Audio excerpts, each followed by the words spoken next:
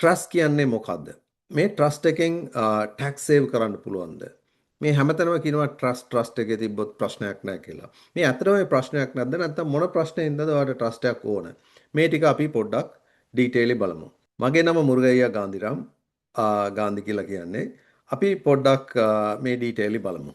ඕකේ. දැන් ට්‍රස්ට් කියලා බලනකොට අපි සාමාන්‍යයෙන් මේ කියන්නේ මේ එක RRSP account එකක් වගේ හිතා ගන්න. ඒ කියන්නේ lawyer කියලා අපි එකක් හදා ගන්නවා නැත්නම් ලියා ගන්නවා. මේක තමයි මේ දේපොළවල් මේක ඇතුලේ තියෙනවා. මේකේ control කරන්නේ කවුද කොහොමද කරන්නේ? ওই ටික ඕක තමයි සාමාන්‍යයෙන් trust. මම මේක කියාගෙන යනකොට ඔයගලන්ට තේරෙයි මේ මොකද්ද trust කියන්නේ එක. දැන් අපි හිතාගමු ඒක vehicle එකක් වගේ. දැන් මේ කියන්නේ මං ගත්තේ මේ බදුල්ලේ ඉස්සර ගිය කරත්තයක් right. මේ කරත්තේ බැලුවා නම් ඔයගලන්ට තේරෙයි දැන් මේකේ මිනිස්සු බඩු පටවනවා. මේ පටවන්න එක්කෙනා තමයි සෙට්ලර් කියන්නේ. එයා තමයි අපි නිකන් හිතමු තාත්තා කෙනෙක් කියලා කියමු. එයාගේ බඩු ටික ඔක්කොම ඇතුළට යන සල්ලි තියෙනවා. එහෙම නැත්නම් මේ ගෙවල් තියන්න පුළුවන්, පෝර්ට්ෆෝලියෝස් තියන්න පුළුවන්, accounts තියන්න පුළුවන් ඔක්කොම ඒකට දානවා. ඒ කියන්නේ මේක ඇතුලේ මේවා ටික තියෙනවා කියලා ඩිෆයින් කරන්න එක. ඒවා ඩිෆයින් කරාට පස්සේ මේ ට්‍රස්ට් එක හැදෙනවා. ඒවා ට්‍රස්ට් එකක් හදුවට පස්සේ ඊට පස්සේ ඩිෆයින් කරන්න ඕනේ කවුද මේක කන්ට්‍රෝල් කරන්න කියලා. ඊට පස්සේ අපි මේ කරත්තේ ආරගෙන යන එක්කෙනාව අපි ඩිසයිඩ් කරනවා මෙයා තමයි ට්‍රස්ටි කියලා. මේ ට්‍රස්ටි මොකද කරන්නේ? මේ ඊට පස්සේ මේ සෙට්ලර් මේක දැම්මට පස්සේ එයා also ඉන්ස්ට්‍රක්ෂන් ටික දෙනවා. රයිට් ඉන්ස්ට්‍රක්ෂන් කියන්නේ මොනවාද මේ බඩු ටික මම දානවා. දැම්මට පස්සේ ඔයා මේ බඩු ටික මොනවාද කරන්න ඕන කියලා. එකක් කියන්න පුළුවන් මම නිකන් හරි මම මේ දාලා තියන්නම්. මම මැරුණොත් මේක කාට හරි මේම දෙන්න කියලා කිව්වනම් ඒකට කියන්නේ ටෙස්ටමන්ටරි ට්‍රස්ට් කියලා. ඒ ටෙස්ටමන්ටරි ට්‍රස්ට් කියන්නේ එක්කෙනෙක් මැරුණම එයා මොනවද කරන්න ඕන කියලා කියන විශ් ටික ලියලා තියලා ඒක ඒ ට්‍රස්ට් එකක් හදලා ඒකෙන් කරන්න එක තමයි ඒ ටෙස්ටමන්ටරි ට්‍රස්ට් කියන්නේ. For example දැන් මේ සෙට්ලර් ඇවිල්ලා කියනවා මේ විල් එකක් ඇතුළේ ලියලා තියෙනවා මට මම මැරුණොත් මේ ට්‍රස්ට් එකේ නමින් ඒ කියන්නේ ABC ට්‍රස්ට් කියලා මට හදලා ඒ නම දාලා මේක ඇතුලේ මේ දේපොල් තියලා තියාගන්න. ඊට පස්සේ මෙයාට මේක මේ වෙලාවේ දෙන්න කියන එක තමයි මේ ටෙස්ටමන්ටරි ට්‍රස්ට් එකේ තියෙන ડોකියුමන්ට් එක. ඒ කියන්නේ එක්කෙනෙක් මරුණට පස්සේ හදනවා. එහෙම නැත්නම් සමහර කට්ටිය ජීවත් වෙනකොටම හදන්න පුළුවන් එකක්. ඒකට කියන්නේ ඉන්ටර්වයිවර් ට්‍රස්ට් කියලා කියන්නේ. ඒ ට්‍රස්ට් එක මොකද වෙන්නේ? දැන් කියමුකෝද අපි ඕල්රෙඩි අපි දන්නේ නැහැ කොහොමද මේක හැන්ඩල් කරන්න කියලා. දැන් ඕනෑමට වැඩි සල්ලි තියෙනවා මොනවා හරි එකක් මේ කියන්නේ කම්පැනියක් තියෙනවා. ඒ වගේ සිටුේෂන් එකක් තියෙනකොට ඒ ටික එකට දාලා දැම්ම ඒක ක්‍රියේට් කරලා ඒකට බෙනිෆිෂරි කියලා අපි ඩිෆයින් කරනවා රයිට්. දැන් කොයි වෙලෙත් කාටද දෙන්න ඕන කියන්නේ පුද්ගලයා තමයි බෙනිෆිෂරි. ඒ බෙනිෆිෂරි කවුද කියලා එයා ඩිෆයින් කරලා දෙනවා රයිට්. මේක ඩිෆයින් කරලා ඒ කියන්නේ ඒ ට්‍රස්ට් ડોකියුමන්ට් එකෙම තියෙනවා. දැන් ඉන්නකොටම කරා නම් එයා සමහරට එයාවත් බෙනිෆිෂරි කියලා දාගන්න පුළුවන්. ඒ කම්පැනියක් තියෙනවා කියමුකෝ. ඒක 5 දෙනෙක් 6 දෙනෙක් ට්‍රස්ටි 3 දෙනෙක් අපි අස්නිම් කළා. ඊට පස්සේ ඒකෙන් මෙයාට මේ වෙලාවට දෙන්න කියලා කියනකොට එයා තමන් අපිත් ඉන්න පුළුවන්. ඒ කියන්නේ ඒ හදන එක්කෙනත් ඒකේ ඉන්න පුළුවන් බෙනිෆිෂරි හැටියට. ඒකට කියන්නේ ඉන්ටර්වයිවර් ට්‍රස්ට් මං කිව්වා වගේ. හරි. දැන් බෙනිෆිෂරිට the 2-3 වැඩ තියෙනවා. දැන් මේක වල මේ ට්‍රස්ටි කියලා එක්කෙනෙක් දාන්නත් පුළුවන්.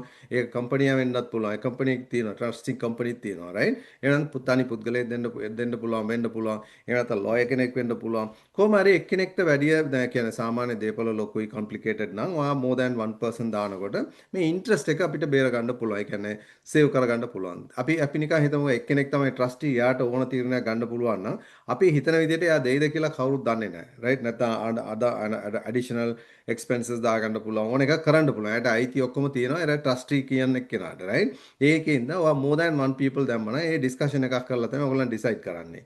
ඉතින් ඔයා trust document එකේ සාමාන්‍ය අපි ලියලා තියෙනවා කියන්නේ trusteeට මෙච්චර pay කරන්න ඒගොල්ලෝ වැඩක් කරන්න ඕනේ. discuss කරන්න ඕන. හොඳ decision එකක් ගන්න ඕන. එම කරන්න ඕන right. ඒකෙන්ද මම කියන්නේ දැන් මම ඔයගොල්ලන්ට පැහැදිලි කරලා දුන්නා ටෙස්ටමන්ටරි ට්‍රස්ට් කියන්නේ එක බරනට පස්සේ හඳුන් එක දැන් ඉන්ටර්වයිවර් ට්‍රස්ට් කියන්නේ එක ඉන්නකොටම කරන්න එකක්. හරි. දැන් අපි අයි මේ ට්‍රස්ට් එකක් කරනකොට දැන් අපි හිතන්න ඕන දැන් ට්‍රස්ටිට දැන් අපි කියනවා ඕකේ අපිට කියන ඉන්ස්ට්‍රක්ෂන් එකේ තමයි එයා කරන්නේ. For example දැන් මම මේ ගරන්ටර් කවුද ට්‍රස්ටි බෙනිෆිෂරි ගැන එක්ස්ප්ලেইন කරා. ඊට පස්සේ අපි මේකට පස්සේ මොනවද කරන්නේ? මෙයා දැන් ඒ කියන්නේ කාලයකට පස්සේ මේ ට්‍රස්ටි සමහරලාට මේ බෙනිෆිෂරියට කියපු දේවල් කියපු විදිහට කියන වෙලාවට දෙන එක තමයි ඔය ට්‍රස්ට් එකේ තියෙන අයිඩියා එක.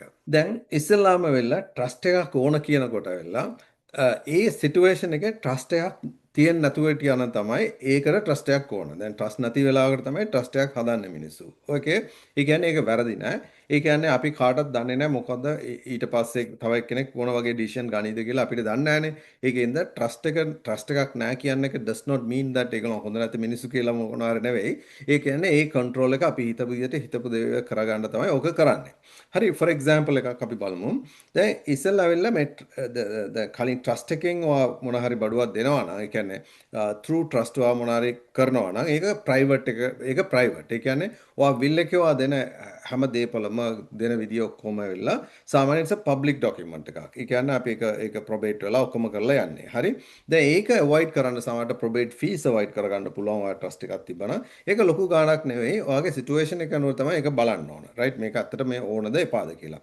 මම මේ ඕගොල්ලෝ ලෝයර් කෙනෙක් හම්බෙලා මට ට්‍රස්ට් එකක් හදන්න ඕන කියලා ඩිසිෂන් එකක් ගන්න කලින් ඉස්සෙල්ලා අපි බලන්න අපිට ඕන පොඩි ඉන්ෆර්මේෂන් ටික තමයි මම ඔයාලට මෙතන දෙන්නේ.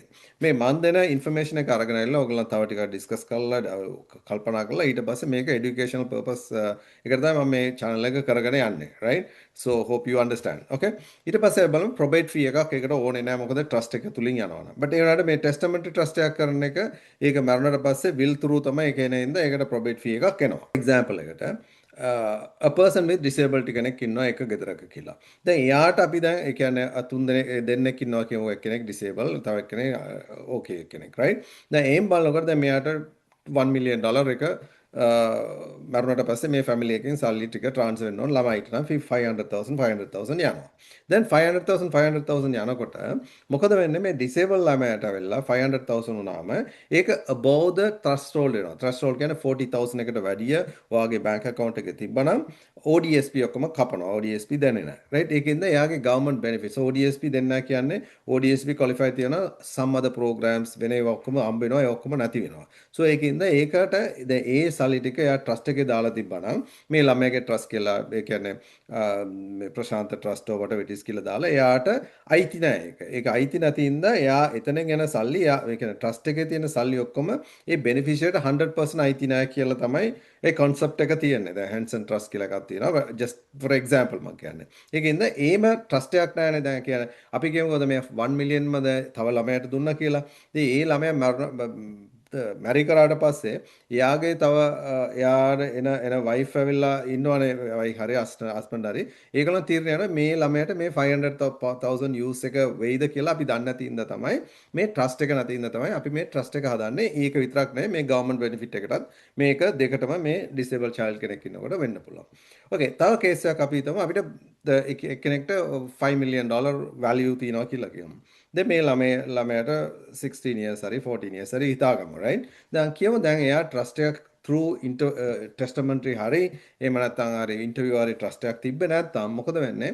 එයාට මොන හරි වුණා නම් මේ 5 million හරි 10 million dollar හරි ඒ properties ටික යනවා මේ ළමයාට 18 years old එකම යනවා. ඒ කියන්නේ එයා මේජර් කෙනෙක් වුණාම ඒක එයාට rights තියෙනවා ඒ ටික ගන්න. right. ඉතින් එහෙම වෙනකොට මොකද වෙන්නේ?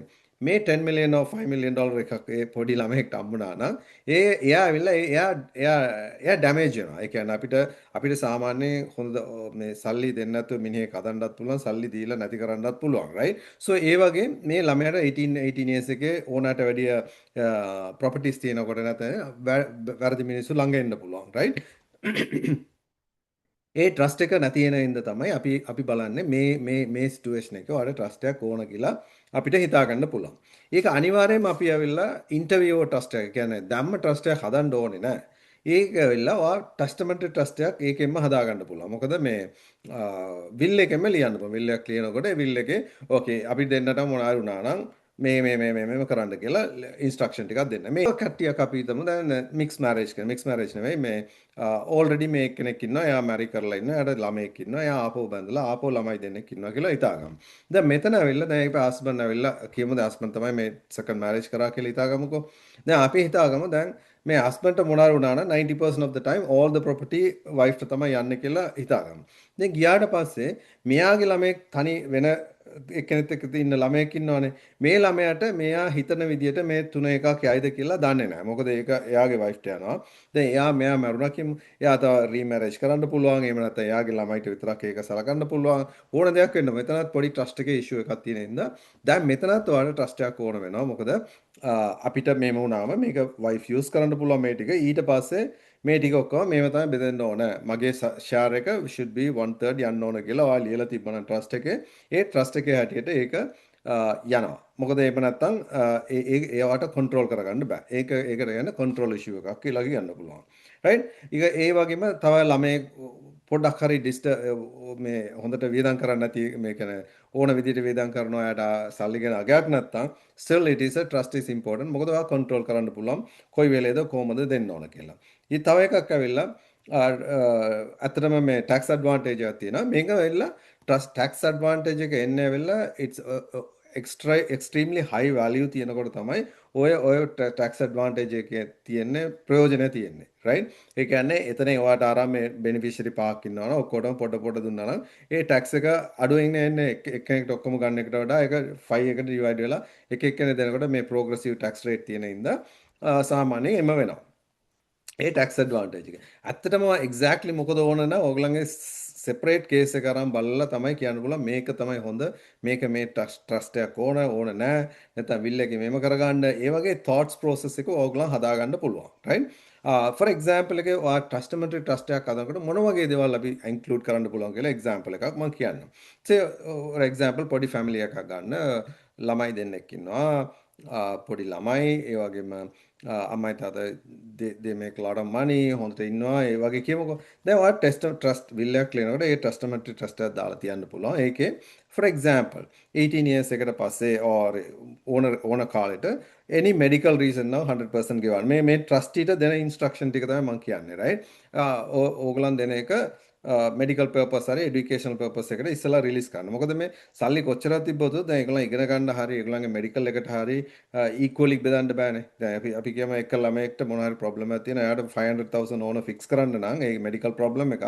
you have to pay. It doesn't matter ඕගොල්ලන්ට 700,000 තමයි total value තිබ්බොත් they 500,000 is important to give. ඒකින්ද medical reason or education reason trustee has to pay all the money that is required. right? ඒක එක instruction එක for example මම කියන්නේ. ඒ වගේ තව instruction එකක් දෙන්න පුළුවන්. okay. ඒගොල්ලෝ ඉගෙන ගත්තට පස්සේ 23 years or 24 years එකට පස්සේ ඒගොල්ලෝ හම්බ කරන ගානකට equal amount එකක් එයා දෙන්න ඕන කියලා. කොයි වෙලේ හරි මේ trust එකේ තියෙන money ටික ඔයාට බෙදලා අරින්න ඕන කොයි වෙලේද කියන එක තමයි decide කරන්න ඕනේ. දැන් මේම එකක් කියනකොට මොකද වෙන්නේ? අර ළමයි වැඩ කරනවා. T4 එකේ මෙච්චරක් එයා පෙන්නුවාම trustee දෙනවා. okay මම I make 20,000 කිව්වනවා. එහෙනම් 20,000 එකක් මේ trust එකකින් උත් ඒ දෙන්න පුළුවන්. so එයාව encourage කරගෙන ඒගොල්ලන් යනවා instead of giving all the money in the same day. ඊට පස්සේ 29 years එකේ 50% money ටික dispose කරන්න. ඊට පස්සේ 35 එකේ completely dispose කරන්න කියලා decision එකක් ගන්න පුළුවන්. දැන් මේ මම example එකක් කියන්නේ. එහෙම නැත්නම් දැන් marry කරන්න දැන් ළමයි කෙනෙක් ඉන්නවා. එයා marry කරලා දැන් නිකන් හරි අපි ගියක් දෙනකොට වරි ඒක ළමයෙක්ට මොන හරි දෙයක් දුන්නොත් ඊට පස්සේ ඒගොල්ලන්ගේ ජීවිතේ මොනවා වෙයිද කියලා අපි කවුරුත් දන්නේ නැහැනේ. සමහරට ඒගොල්ලෝ එකට එන්න පුළුවන්, දෙක කඩෙන්න පුළුවන්, ඕන එකක් වෙන්න පුළුවන්. right? ඒ control එක තියාගන්නත් ඒ trust එක use කරගන්න පුළුවන්. ඒ කියන්නේ ඒකෙන්ද ඔයා දැන් දන්නවා ඇති මොන වගේ advantages තියෙන එකක් probate fee එක අඩු කරගන්න පුළුවන්. It's not the biggest need for trust. Trust එකක් තියෙන එකට ඇත්තටම කන්ට්‍රෝල් එක අපිට මොනවාද අපි හිතින් හිතන්නේ මොකද ඕන මොනවාද වෙන්න හොඳ නැත්තේ කියලා හිතලා ඊට පස්සේ තමයි ඩිසයිඩ් කරන්න ඕනේ මේ වගේ ට්‍රස්ට් එකක් තමයි මට හොඳ ඒක ඇතුලේ මම මොනවාද ඇතුළත් කරන්න ඕනේ කියන එකත් එතන තමයි තියෙන්නේ රයිට් ඒ වගේම ප්‍රොබේට් තියෙනවා ඊට පස්සේ කන්ට්‍රෝල් එක තියෙනවා කන්ට්‍රෝල් කියන කොයි කාලෙද කාටද කොහොමද දෙන්නේ ඔය ඩිසිෂන් එක ගන්න පුළුවන් ඒ වගේම ටැක්ස් ඇඩ්වාන්ටේජස් එක තියෙනවා ඒ වගේම ඒක ක්‍රෙඩිට් ප්‍රූෆ් දැන් ක්‍රෙඩිට් ප්‍රූෆ් කියන්නේ නිකන් හරි දැන් මේක මෙයා ඉන්ටර්වියු ට්‍රස්ට් එක ඕල්රෙඩි මාරු කරනවා. ඒ කියන්නේ ජීවත් වෙනකොටම ට්‍රස්ට් එක හැදුවා නම් ඒක ලොකු ප්‍රශ්නයක් තියෙනවා. ඒක lot of tax problems තියෙනවා. ඊට පස්සේ අපේ decisions උගක් මාරු වෙනවා. හැම දෙයකම දැන් සමහරලාට නම මාරු කරන්න වෙනවා. lot of cost involved, right? ඒකින්ද ඕනේ නැත්තම් ඔයා ඉන්ටර්වියු ට්‍රස්ට් එකක් ඉමීඩියට්ලි කරන්න උවමනාවක් නැහැ. ඒ කියන්නේ මරණට ඒ කියන්නේ විල් එකේ ලියලා තිබ්බනම් හොඳටම ඇති say $500 ගන්න එක $700 ගනි ඒ ටික ලියන්න right ඩොලර් එක නේද දුන්න I don't know how much කියලා for example එකට මම කියන්නේ ඒක depends on how much ඒගොල්ලන් charge කරනවා කියලා බලලා ඒක නිකන් ලියා ගන්න එක what you think ඉස්සෙල්ලා ඔයා ලියන්න ඊට පස්සේ ඒක ලීගල් ටර්මිනොලොජි එක ඒගොල්ලන් ලියලා දෙයි ඕගලන්ට what you wanted කියලා. right? මේ ටික තමයි trust කියන එක main මේක hope ඕගලන්ට තේරලා ඇති මේ මම මේ හැම වෙලේම මේ මගේ වැඩම මේ මම ෆයිනෑන්ෂල් ඇඩ්වයිසර් ඒ වගේම මේ ලයිෆ් ඉන්ෂුරන්ස් කරනවා ඒ වගේ මේ රිටයර්මන්ට් ප්ලෑනින් ඇඩ්වයිස් කරනවා ඒ වගේම රිටයර්මන්ට් ප්ලෑනින් එකට හොඳ දේවල් යම් කට්ටියට මම කියලා දෙනවා මෙම සේව් කරන්න කියලා. ඒ කියන්නේ ඒ වගේ දේවල් කරන ඉඳ මම always I see the risk එක තමයි මම වැඩි බලන්නේ. ඒ කියන්නේ හැම වෙලේම මම මොන හරි මේ always something I talk with death, right? Because that is a certain thing in the again the වැඩි හිතන්න එපා. I'm a life insurance agent. Always feel free to contact me for any advice. ඒ වගේම අපි වෙන හොඳ topic එක ආපහු හම්බ වෙමු. මේ මුරුගයියා ගාන්ධිරාම්. thank you. අමතක වෙන්න එපා subscribe කරන්න.